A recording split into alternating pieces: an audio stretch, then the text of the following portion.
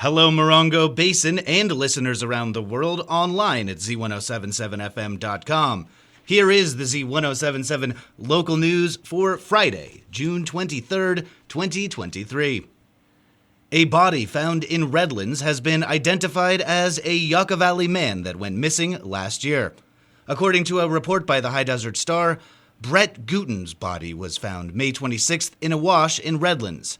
Guten was last seen June of 2022 when he appeared in a Joshua Tree courthouse and was ordered to attend a drug addiction treatment program. The sheriff's office had considered Guten voluntarily missing. The Star reports that Redlands City Police do not consider the death to be suspicious.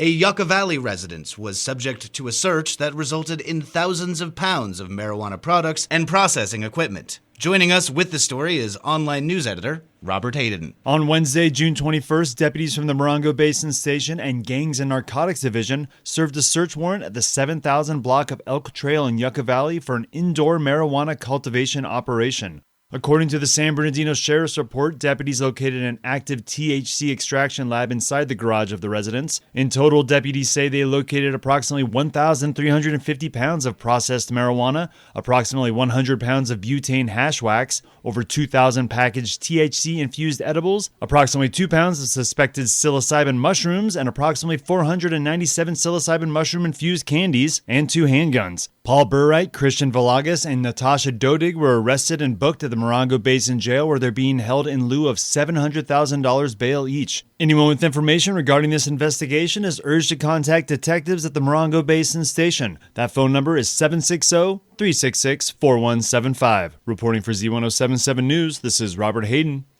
A 29 Palms man was arrested twice in 2 days for investigation into stalking and violating a restraining order related to the same victim. The victim, a 20-year-old resident of Yucca Valley, reported to deputies that she and the suspect, Robert Robles, a 25-year-old resident of 29 Palms, are in the process of a separation and that she has an active restraining order against him. Deputies report that, on Tuesday, Robles was arrested for violating the restraining order. He was released later that day.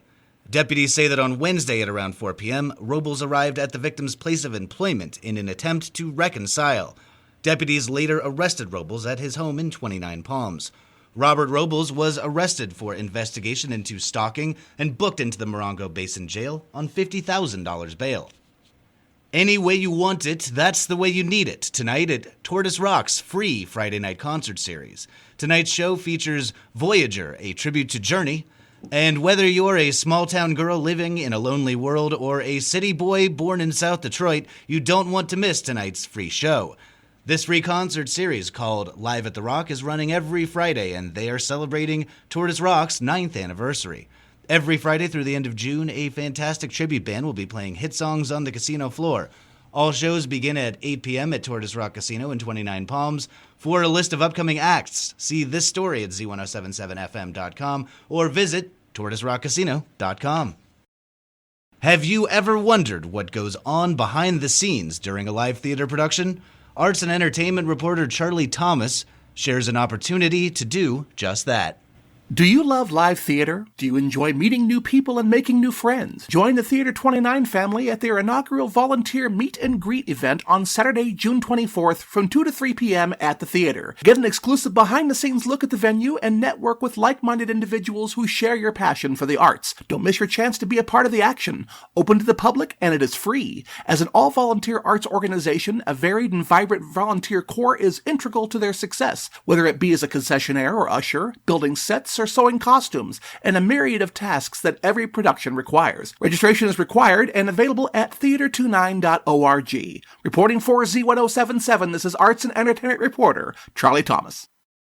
If you've got large house items that you need to be rid of, the town of Yucca Valley and Burtek are holding a residential community cleanup tomorrow morning. From 8 a.m. to noon, they will be accepting appliances like washers, dryers, refrigerators, water heaters, and stoves, along with furniture of all types, tires, green waste, and electronic waste.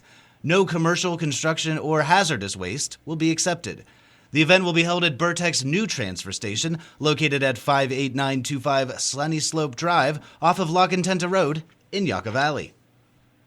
Bee season is approaching, and these petite pollinators have plenty of work ahead of them this year. If you have ever been interested in fostering these tiny but important parts of our desert ecosystem, online news editor Robert Hayden bumbles in with the info. The High Desert Beekeepers Association is holding its monthly meeting tomorrow at noon in Joshua Tree. You can join in person or on Zoom. Come learn how to extract honey, see what bee-attracting plants are in bloom locally, and get in on the local buzz with other beekeepers. Join in person at the Nourishing Tree located at 62057 29 Palms Highway in Joshua Tree, or you can join remotely by Zoom. Text Charla Shamhart at 760-401-0689 for a Zoom link and passcode. Reporting for Z107.7 News, this is Robert Hayden. The Yucca Valley Flute Circle is also meeting tomorrow at 4 p.m. Experience the circle's new sound system, meet and learn from other musicians in a supportive learning environment. You'll have the opportunity to experience the calm and soothing tones of the Native American flute at this event, which is open to players of all skill levels. The Flute Circle meets tomorrow at 4 p.m. at Rainbow Stew, located at 55509 29 Palms Highway in Yucca Valley. And finally, the snakes are out. With more on what to do when you see a snake, here's El Weather Up. The snakes are out indeed, but local hero and snake wrangler Danielle Wall explains that these camouflage predators will do anything to avoid confrontation. If you do see one, or if you hear a rattle, freeze, locate, and back away. Don't run until you have located it. If you need to pass a snake, give it space, and if you can't get past it, gently toss some water or dirt to scare it off. Note that venomous snakes, especially babies, won't always have rattles, and as Joshua Tree National Park Ranger Michael Vamstad adds, rattlesnakes who have never encountered a human might not rattle either. But you can identify a venomous snake by its heart-shaped head atop a thinner, indented neck. Snakes are generally very reserved, Vamstad says, and you can easily walk away.